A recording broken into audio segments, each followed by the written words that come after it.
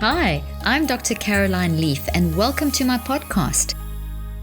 Before we begin, I want to talk to you about this initiative that we have going on this year that I'm so excited about. It's the Mental Health Makeover Initiative. So the whole of 2019, I'm going to be tackling different subjects related to mental health. Each month, there'll be something different. I'll be bringing in experts. I'll be discussing different books, different concepts related to the current mental health system to help you and your loved ones get through this year and improve your mental health. So today we're going to talk about discomfort zones, which is in part 4, chapters 8, 9, and 10 of my book, The Perfect You. So before we dive in, for more information on how to join this mental health initiative each month this year, just go to the show notes for all the details. So now let's talk about discomfort zones. Discomfort zones are super interesting because they are basically signals that we have in our body that help us and alert us to become aware of what is going on in our life so we can do something about it. So it's literally a way of our body signaling to us that there's something that we need to become focused on, aware of, and start making various different changes in our life so that we move out of the status quo, move out of the comfort zone. So your discomfort zone is the signal. Moving out of our comfort zone is the action that we would take. So there's a distinction between the two. Let me get down to the basics and explain from the beginning. Our bodies are designed for equilibrium. Everything about the 750 trillion cells of our brain and our body are designed for equilibrium, balance. We call this wired for love. A discomfort zone is a response physically in our body and mentally in our mind that tells us when we've upset the equilibrium. So it could be a nagging anxiety. That nagging anxiety is upsetting our equilibrium. Our body starts responding, and I'll explain the discomfort zones in a moment. But that nagging anxiety is not the issue. It's why do we have the nagging anxiety? So a discomfort zone alerts us to the fact that we have something going on. What is the core? Maybe it's that you aren't dealing with something in your relationship. Maybe you're very worried about some financial situation. Maybe you read an email and it's really thrown you and you haven't quite processed the content of that email, but it's very significant in your life, etc., etc. So it's prompting you. A discomfort zone prompts you.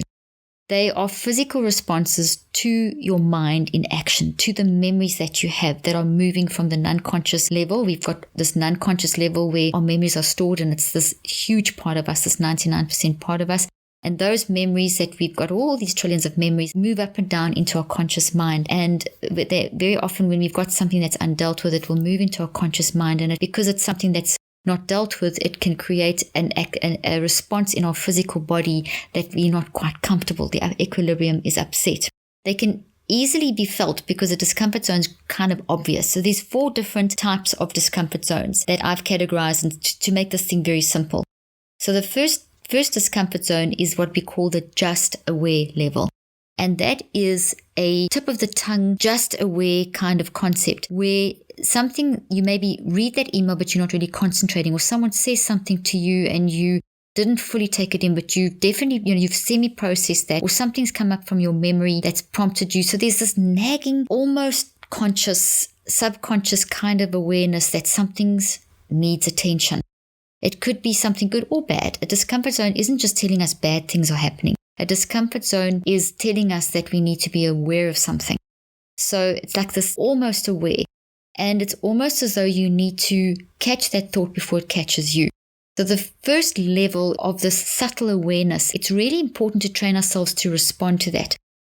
So when you're feeling that nagging, something's not quite right, walking into a room, reading an email, someone says something that just prompts you, don't ever ignore that. Train yourself to do something about that, to catch that moment and to go a little deeper to find out what is it, what is prompting me, what's wrong or what's right, or what do I need to pay attention to, what is the signal telling me.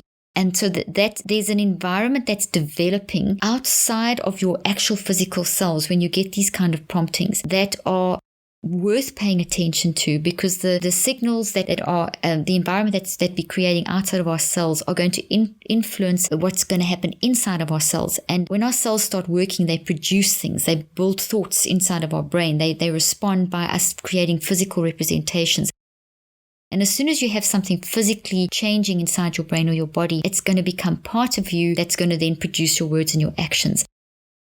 So it might not be good things. It might be an incorrect reaction or a toxic reaction in some way, which is not good for you. And then it's so much harder to fix something when it's already built than if you can catch it before it actually happens. So it's almost like a very subtle preview of an outcome. You know, when you see a preview of a movie, you get an idea of what's going to come up, but you're not sure of the full movie.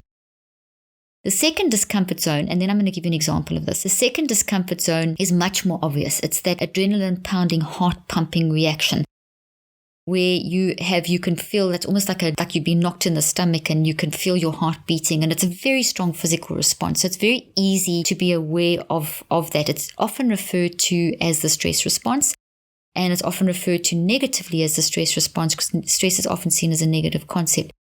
But what this second discomfort zone is telling you is that there is a very strong physical response to the thought that you had at the just aware level.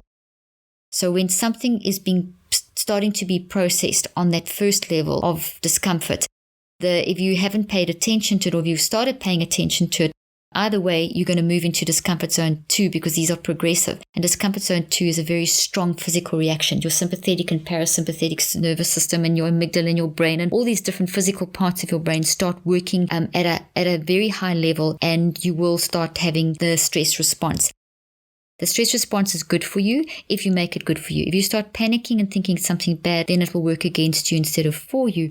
So immediately, as soon as you get the signal of the stress response, of this heart pounding, adrenaline pumping, eyes kind of flashing, blood flowing to your brain, body tensing, that kind of thing, heart beating faster, grab that and see that as a signal that, okay, I need to pay attention. Something's going on in my life. I'm responding in some way. I need to do something about this.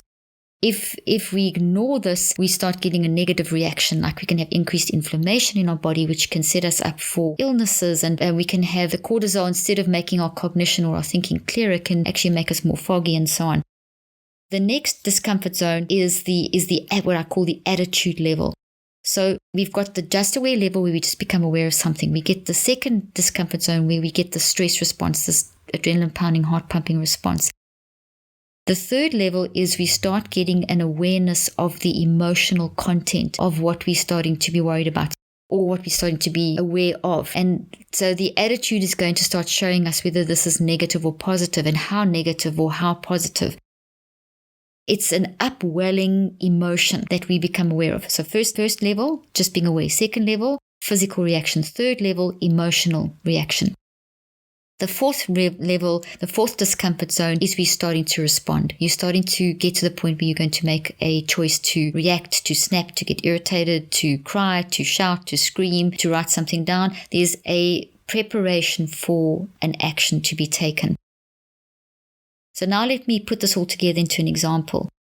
Just today, when I was working this morning, I got an email. And as I first saw that email, my first response was I started becoming aware that something was uncomfortable. I started feeling myself, the just aware level, I was feeling a little bit uncomfortable. It was just at the tip of my tongue. I could feel that that something was not right.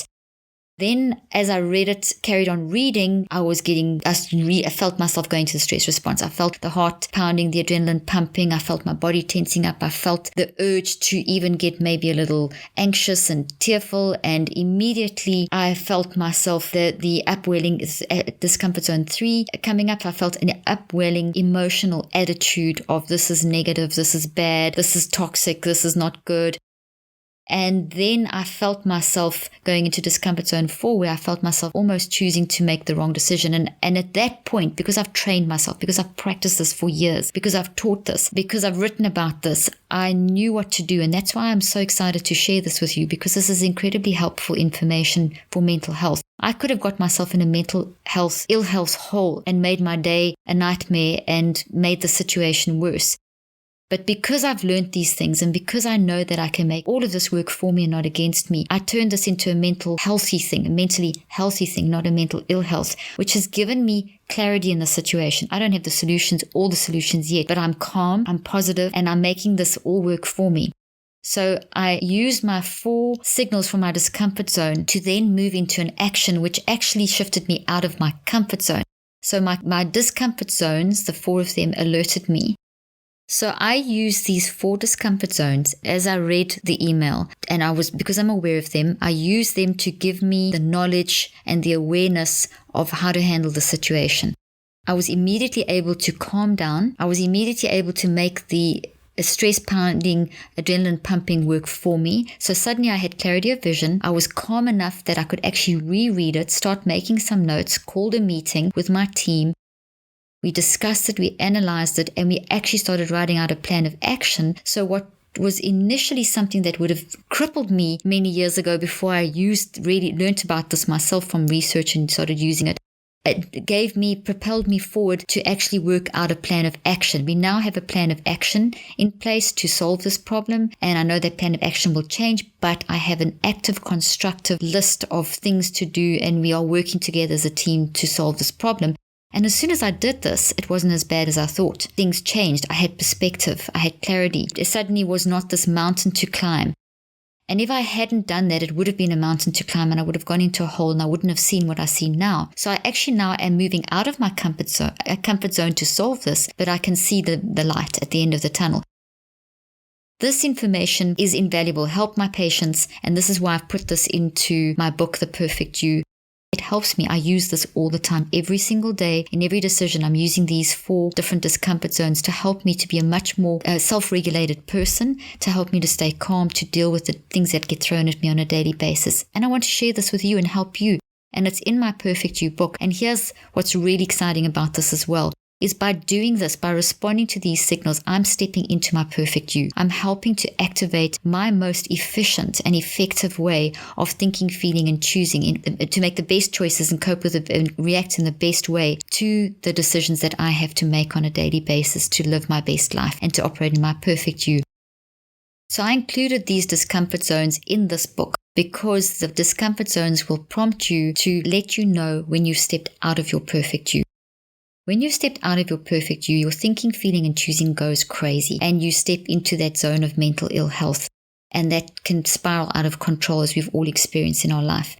These discomfort zones train you to recognize when you've stepped out of your perfect you and how to stay in your perfect you, to step back into your perfect you, which is what I did this morning. I applied these 4 discomfort zones to help me to recognize I need to calm down so that I could go back into my correct perfect you thinking, feeling, and choosing in order to manage the situation quickly, efficiently, and in the best way possible.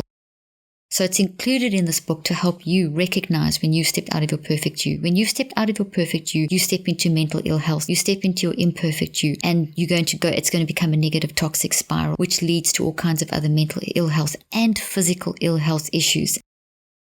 These discomfort zones help us keep mentally and physically healthy. Thank you for joining me today. I'm Dr. Caroline Leaf. I encourage you to get your book. If you haven't yet joined this book club, you can join it anytime. You can go to our site. You can go to the show notes for details. Get this information. It's really going to help you. Thank you for joining me.